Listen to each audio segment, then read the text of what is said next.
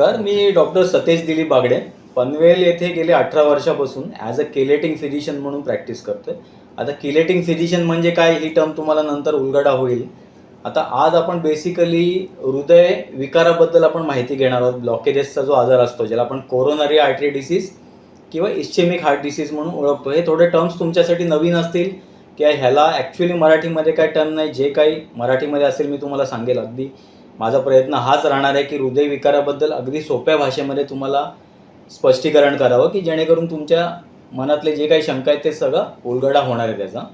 तर बेसिकली आपण आज हृदयाची माहिती म्हणजे हृदयाची रचना, त्याच्या क्रिया, ब्लॉकेजेसची निर्मिती कशी होते, ही जी क्रिया आहे त्याच्याबद्दल आणि त्याची कारणं, पॉझिटिव्ह फॅक्टर्स आणि त्याची उत्पन्न होणारी लक्षणं, पेशंटला काय काय जाणवतं आणि त्यानंतर उपलब्ध उपचार पद्धती. याच्यामध्ये एन्जिओग्राफी नामक निदान पद्धती पण आली, कार्डिओग्राफी नामक निदान पद्धती पण आली आणि सर्जरी रिलेटेड कुठली सर्जरी अवेलेबल आहेत आणि विना शस्त्रक्रिया कुठल्या ट्रीटमेंट म्हणजे बेसिकली आम्ही इथे जे करतोय किलेशन थेरपी आणि ECP एक्सटर्नल काउंटर पल्सेशन ह्या ट्रीटमेंटचं आपण इन्क्लुजन करणार आहोत. तर सुरुवातीला आपण हृदयाच्या रचनेबद्दल म्हणजे ॲनाटॉमीबद्दल माहिती करून घेऊया. तर हा साधारण हृदयाचा आपला मॉडेल आहे. एक आपण साधारण मुठी बंद केल्यानंतर एक 3D फिगर बनते. याला आपण इक्वली डिवाईड करू शकत नाही. त्याचा एक बेस असतो म्हणजे हा मोठा पार्ट आणि खाली ॲपेक्स असतो. हा मोठा पार्ट आहे आणि हा ॲपेक्स आहे. तर बेसिकली आपलं हार्ट जे आहे एक विशेष प्रकारच्या मांसपेशींपासून बनलेला अवयव आहे.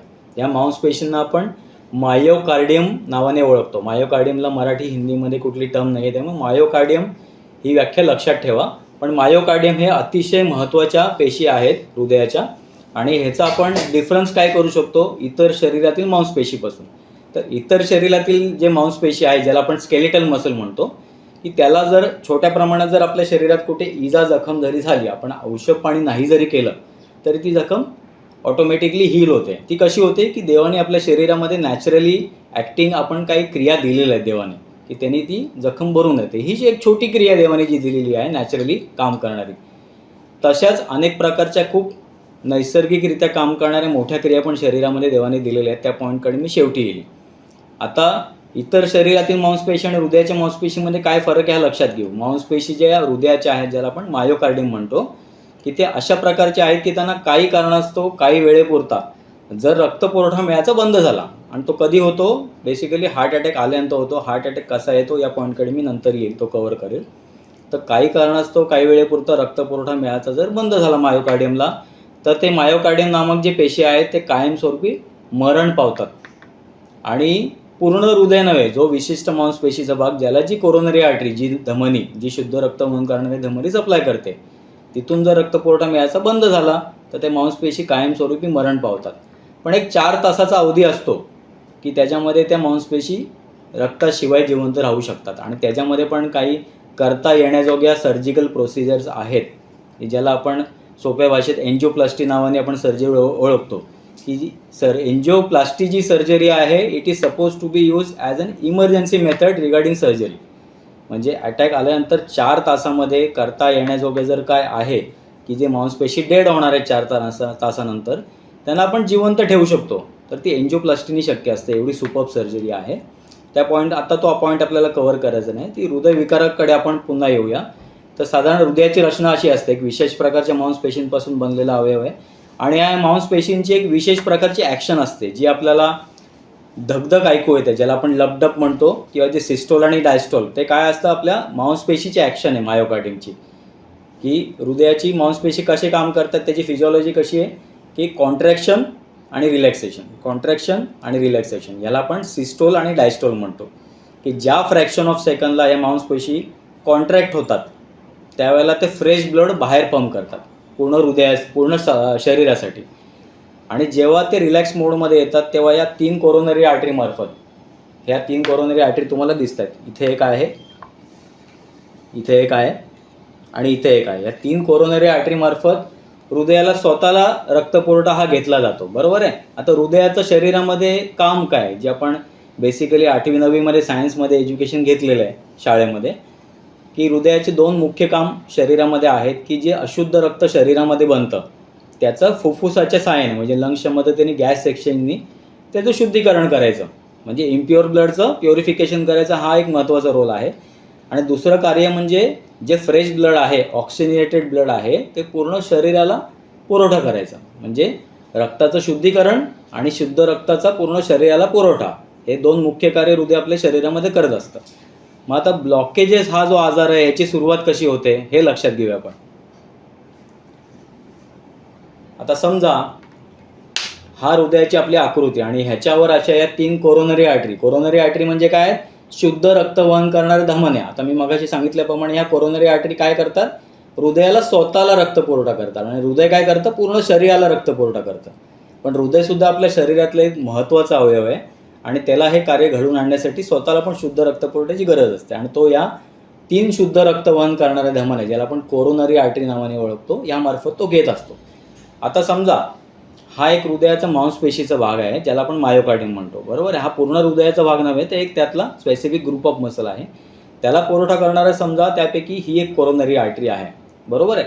आता निरोगी व्यक्ती जी आहे त्याची ही जी धमनी आहे त्याचे काही बेसिक गुणधर्म आहेत. तर ते गुणधर्म कोणकोणते आहेत? पहिली गोष्ट म्हणजे ही coronary artery quality wise elastic असायला पाहिजे, म्हणजे लवचिक असायला पाहिजे. आणि जशी ही बाहेरची भिंत आहे तशी एक आतली भिंती पण आहे, ज्याला आपण एंडोथेलियम म्हणतो, की जी रक्तप्रवाहाच्या संपर्कात आहे, ब्लड स्ट्रीमच्या कॉन्टॅक्टमध्ये. आतली भिंत मग ती कशी असायला पाहिजे? नैसर्गिक निरोगी व्यक्तीची ही जी आतली भिंत आहे ती गुळगुळीत असायला पाहिजे.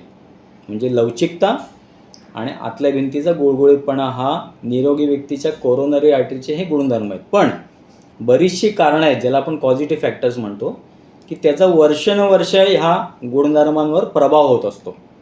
मग ही कारणं कोणकोणती आहेत? तर पहिली गोष्ट म्हणजे ब्लड प्रेशर आहे, डायबिटीज आहे, टेन्शन आहे, पोल्युशन आहे, अनुवंशिक घटक आहे, जेनेटिक फॅक्टर, किंवा कुठल्या प्रकारचं व्यसन, विशेष करून तंबाखूचं व्यसन, म्हणजे च्युईंग असो किंवा स्मोकिंग असो, ते कुठल्या प्रकारे टोबॅको जर आपण सेवन करत असाल तर हृदयविकारामध्ये ते पॉझिटिव्ह फॅक्टर म्हणून ॲड होतं. आता ही 6 कारणं मी जी सांगितली तुम्हाला, ही एक ग्रॅज्युअली ब्लॉकेजेसची ग्रोथ करतात. ते कसं बनतं मी सांगतो तुम्हाला.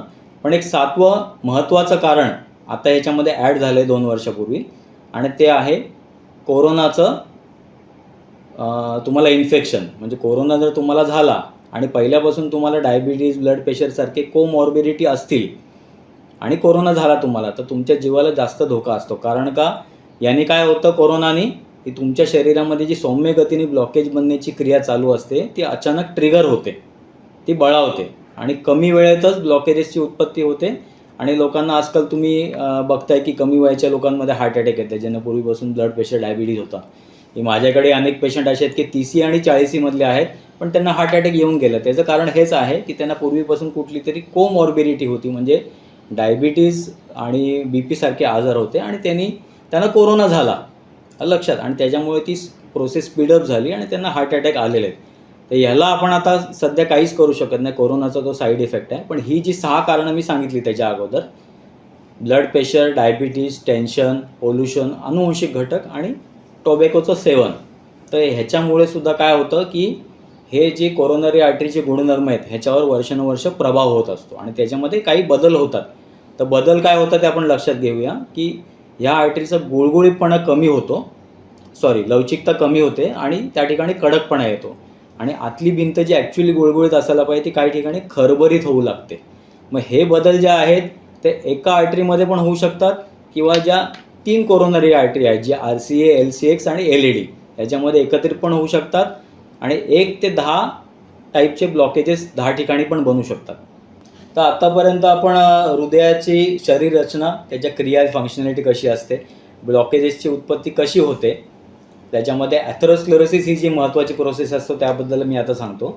की ही जी लवचिकता आहे ती कमी होऊ लागते, त्या ठिकाणी कडकपणा निर्माण होतो आणि आतली जी भिंत आहे ती काही ठिकाणी खरबरीत होऊ लागते. आणि ह्या बदलांना आपण ॲथेरोस्क्लेरोसिस म्हणतो. याला ॲक्च्युली मराठीमध्ये काही व्याख्या नाही. ते ॲथेरोस्क्लेरोसिस म्हणजे काय, की ह्या आर्टरीच्या गुणधर्मांमध्ये होणारे बदल ह्याला आपण आणि ही प्रोसेस एकदा सेट इन झालं की ब्लॉकेज बनण्याची क्रिया ही सुरू होते शरीरामध्ये.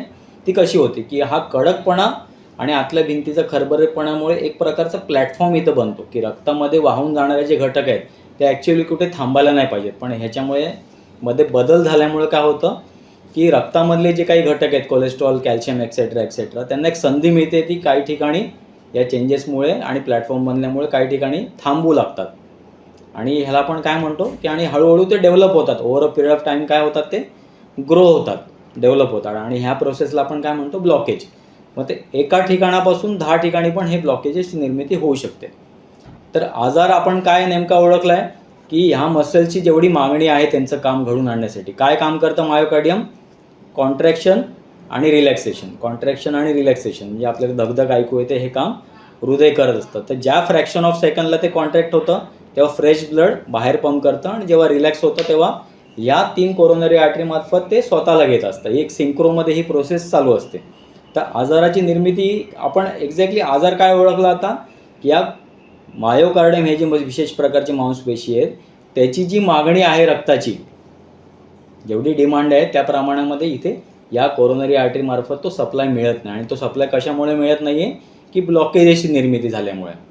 आता फॉर एक्झाम्पल समजा इथे एक 70 ते 80% अडथळा निर्माण झाला आहे. Over a period of time ह्या पॉझिटिव्ह फॅक्टर्समुळे ह्याच्यामध्ये बदल होऊन या ठिकाणी समजा एक 70 ते 80% अडथळा निर्माण झालेला आहे. आता ह्या मांसपेशीची मागणी किती आहे कार्य घडवून आणण्यासाठी, 100%. पण व्यक्ती जेव्हा बसले तेव्हा ह्याची मागणी कमी आहे, पण ती जेव्हा चालणार, काही श्रमाचं काम करणार, जिना चढणार, वजन उचलणार, तेव्हा काय होतं, हे मायोकार्डियमची ॲक्शन वाढते. आपण जेव्हा चालतो तेव्हा आपलं हार्ट रेट वाढतं, धगधग वाढते. मग त्यावेळेपुरता या मांसपेशीची रक्ताची मागणी स्वतःसाठीही वाढते. पण जर इथे 80%चा अडथळा आहे तर इथून फक्त ब्लड सप्लाय पुढे 20% चालला आहे. मग तो तेव्हा ऑन डिमांड तेवढा पुरेसा नसतो. म्हणजे आपला आजार काय की ह्याच्या डिमांडनुसार तेवढ्या प्रमाणामध्ये त्याला शुद्ध रक्तपुरवठा हा पोहोचत नाही आहे. हा आपला हृदयविकाराचा आजार आहे, ज्याला आपण कोरोनरी आर्टरी डिसीज किंवा इस्चेमिक हार्ट डिसीज म्हणतो. आणि ह्या संदर्भात निर्माण होणारी लक्षणं याला आपण अँजायना म्हणतो. म्हणजे ती कोणकोणती असू शकतात, म्हणजे ह्या स्टेजमध्ये ती व्यक्ती जर असेल तर तो जर चालला तर त्याला कुठल्या तरी प्रकारे ह्या रक्ताच्या अभावाखातर काही लक्षणं निर्माण होतात. तर ते लक्षणं कोणकोणती आहेत, छातीत दुखणं आहे, पाठीत दुखणं आहे, दम लागणं आहे, डावा हात जड होणं आहे किंवा प्लेन ॲबडॉमिनल पेन पण होऊ शकतो ॲज अन अँजायना, पण ते वेळेत ओळखणं गरजेचं असतं. किंवा आपले कंठाभोवतीचे स्नायू आकुंचन पाहून एक श्वास कोंडल्यासारखं पण लक्षणं निर्माण होतात किंवा चेस्ट हेवीनेस पण होऊ शकतं. डायबिटीज जे पेशंट असतात त्यांना ह्यापैकी कुठलीही लक्षणं जाणवतीलच असं नाही. डायबिटिक पेशंटमध्ये विशेष करून सायलेंट हार्ट अटॅक म्हणून एक प्रकार असतो की त्यांना जी लक्षणं असतात ती अजिबात जाणवत नसतात किंवा सौम्य प्रकारे जाणवत असतात. तर हृदयविकाराबद्दल आपण आत्तापर्यंत माहिती घेतली. आता हा आजार बरा करण्यासाठी कोरोनरी आर्टरी डिसीज कुठल्या उपचार पद्धती आणि कुठल्या निदान पद्धती उपलब्ध आहेत त्याबद्दल आपण थोडी माहिती घेऊया. की सर्जरी रिलेटेड जर तुम्हाला जायचं असेल त्या मार्गाने तर तुम्हाला एन्जिओग्राफी नामक ही जी निदान पद्धती आहे ती करणं भाग आहे. एन्जिओग्राफीमध्ये बेसिकली आपण काय करतो की पेशंटला टेबलवर घेतो आणि त्याच्या ग्रॉईनमधून फिमोरल आर्टरीमधून आपण एक कॉन्ट्रास्ट डाय टाकतो. कॉन्ट्रास्ट डाय म्हणजे काय असतं, आपण आपलं एखादा छोटा ॲक्सिडेंट झाला आणि आपल्या शरीरातलं एखादं हाड मोडलं तर आपण जाऊन ते निदान कसं करतो की एक्सरेने करतो. आणि एक्सरेमध्ये फक्त आपल्याला मोडलेलं हाड दिसून येतं, कारण का ते रेडिओ ओपेक क्वालिटीचं असतं की एक्सरे त्यातून पास होऊ शकत नाही, म्हणून आपल्याला ते दृष्टीस पडतं. तर त्याच क्वालिटीची एक रेडिओ ओपेक कॉन्ट्रास्ट डाय आपल्या शरीराच्या फिमोरल किंवा रेडियल आर्टरीमध्ये म्हणजे पायाच्या वेळ हाताच्या वाहिनीतून आपण इंजेक्ट करतो. आणि ती जेव्हा ह्या 3 कोरोनरी आर्टरीमधून सर्क्युलेट होते तेव्हा त्याचं एक लाईव्ह रेकॉर्डिंग केलं जातं. म्हणजे थोडक्यात एक्सरे हा फोटो आहे आणि एन्जिओग्राफी ही व्हिडिओ शूटिंग आहे. लक्षात की एन्जिओग्राफीमध्ये त्याची शूटिंग करून म्हणजे लाईव्ह एक्सरे करून त्याची एक CD बनवली जाते आणि CDची प्रत्येक फ्रेम पॉज करून की कुठल्या आर्टरीमध्ये काही कंप्रेशन आहे का, कुठे सप्ट झालेलं दिसते का, आणि तसं दिसलं तर तो एक ब्लॉक म्हणून कन्सिडर केला जातो. आणि त्याचा एक डायग्राम असतो कोरोनरी आर्टरीचा, त्याच्यावर त्याची गंभीरता आणि त्याचे पर्सेंटेज मांडले जातात. म्हणजे या आर्टरीमध्ये एवढ्या प्रमाणामध्ये ब्लॉकेज आहे. आणि त्याच्यावरून आणि एन्जिओग्राफीचा वापर कशासाठी केला जातो बेसिकली की एन्जिओप्लास्टी नामक सर्जरी करायची का बायपास करायची. म्हणजे जनरली एक ब्लॉक असेल तर एन्जिओप्लास्टी ॲडवाईस केली जाते किंवा आजकाल मल्टिपल ब्लॉक्समध्ये पण एन्जिओप्लास्टी ॲडवाईस केली जाते. एन्जिओप्लास्टीमध्ये बेसिकली आपण काय करतो, जशी पेनमध्ये स्प्रिंग असते तशी एक प्रकारची स्टेंट नामक जी वस्तू असते, एक फॉरेन बॉडी असते, ती आपल्या बॉडीमध्ये गाईड वायरच्या मदतीने त्या कोरोनरी आर्टरीमध्ये ब्लॉकेजेसची लेंथ आयडेंटिफाय करून त्या स्टँडची निवड केली जाते आणि त्या ठिकाणी ती स्टँड बसवली जाते आणि नंतर ती गाईड वायर काढून त्या ठिकाणी ती स्टँड डायलेट केली जाते. म्हणजे जिथे ब्लॉक आहे तो बाजूला सारला जातो आणि मधून एक टेम्पररी रस्ता निर्माण केला जातो की ज्याने तो रक्तपुरवठा पूर्ववत होतो.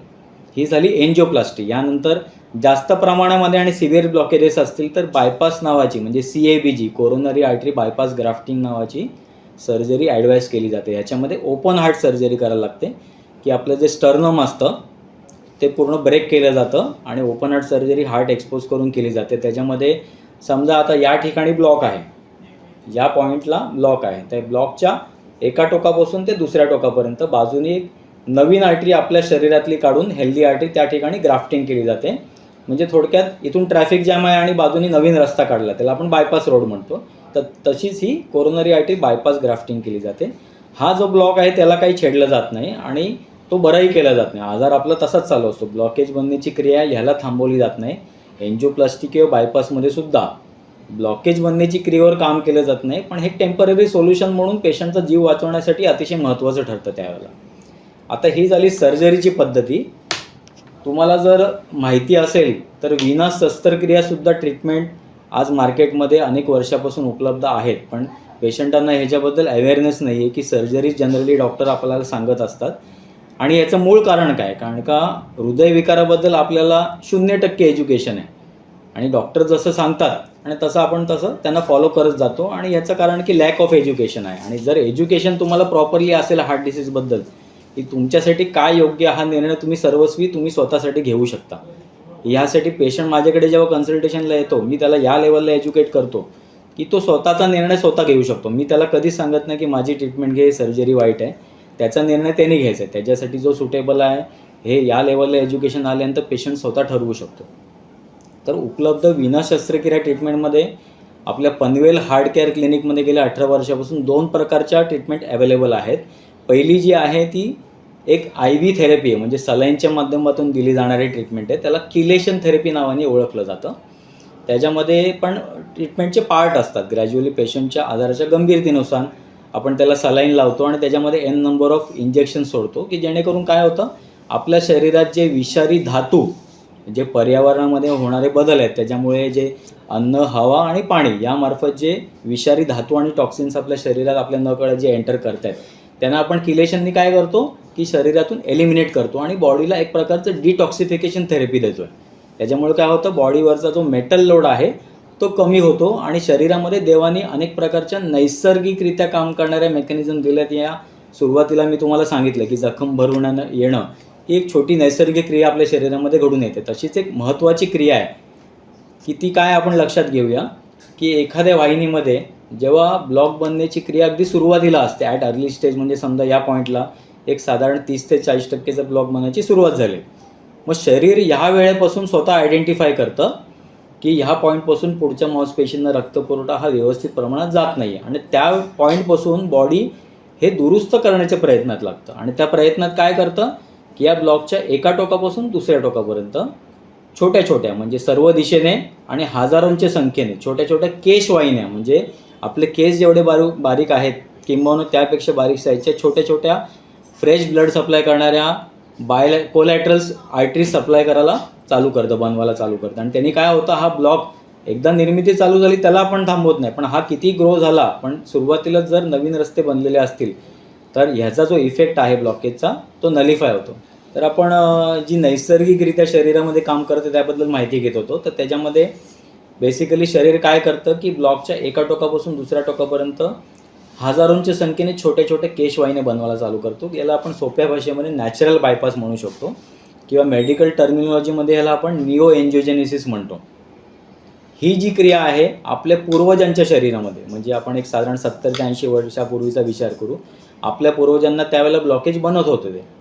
ते पण तंबाखूचं सेवन करत होते, त्यांना पण ब्लॉक बनत होते, पण त्यांना हार्ट अटॅक ॲक्च्युली येत नव्हता. त्याचं कारण हेच आहे की ब्लॉकेज बनतानाच बॉडी ह्याला रिपेअर करून टाकायची आणि अटॅक ॲक्च्युली येत नव्हता. पण आज काय झालं आहे, आपलं शरीर प्रयत्नात आहे ही क्रिया बनवण्याचे, पण त्याच्या मार्गात अनेक प्रकारचे अडथळे आहेत की ज्याच्यामुळं काय होतं आहे की ही जी क्रिया आहे ती घडून येत नाही आहे आणि हा ब्लॉकेज जेव्हा डेव्हलप होतो त्याचा ॲक्च्युअल परिणाम पुढच्या मांसपेशींवर होतो आणि अटॅक येतो.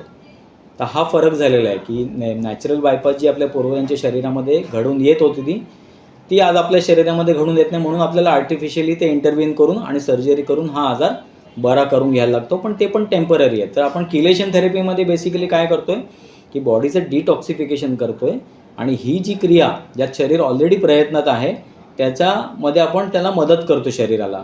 तुमच्या आजार बरं करण्याचं काम मी करत नाही, तर तुमचं शरीर करतो. मी फक्त त्याच्या काय करतो आहे, मार्गातले अडथळे दूर करतो आहे. जे टॉक्सिन्स आणि मेटल ऑक्साईड जे आपल्या बॉडीमध्ये जमा झाले त्याला आपण एलिमिनेट करतो आणि ह्या नॅचरल मेकॅनिझम पुन्हा ॲक्टिवेट होतात आणि आपण ऑन पेपर प्रूफ करू शकतो की हा आजार पूर्वी होता आणि आत्ता तो नाही आहे.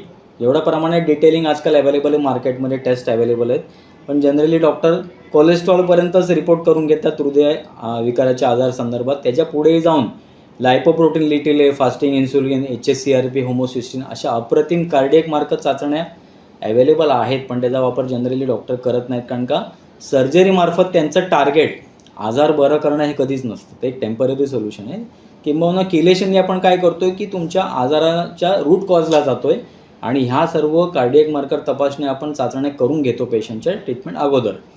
आणि ह्याच परत आपण ट्रीटमेंटनंतर पोस्ट ट्रीटमेंट कंपॅरिझनसाठी आपण पुन्हा करू शकतो आणि प्रूफ करू शकतो की हा आजार पूर्वी होता आणि आता अस्तित्वात नाही आहे. किलेशन थेरपीचा भाग इथे संपतो. त्यानंतर आपण एक नवीनच आपण एक काही वर्षापूर्वी ECP म्हणून म्हणजे एक्सटर्नल काउंटर पल्सेशन ही मशीनमार्फत नॅचरल बायपास घडून येणारी जी ट्रीटमेंट आहे तीसुद्धा आपल्या क्लिनिकमध्ये अवेलेबल केलेली आहे. ती एक जर्मन टेक्नॉलॉजीची ट्रीटमेंट आहे आणि US FDA अप्रूव्ड ट्रीटमेंट आहे. त्याच्यामध्ये काय दोराही नाही आहे की US FDA अप्रूव्ड ट्रीटमेंट आहे आणि पूर्ण जगामध्ये ही नॅचरल बायपास म्हणून वापरली जाते. त्याच्यामध्ये बेसिकली आपण पेशंटला बेडवर घेतो आणि दररोज 1 तास त्याची सिटिंग पेशंटला देतो. असा एक 35 ते 40 तासाचा कोर्स पेशंटला 1-2 महिन्यामध्ये पूर्ण करायचा असतो.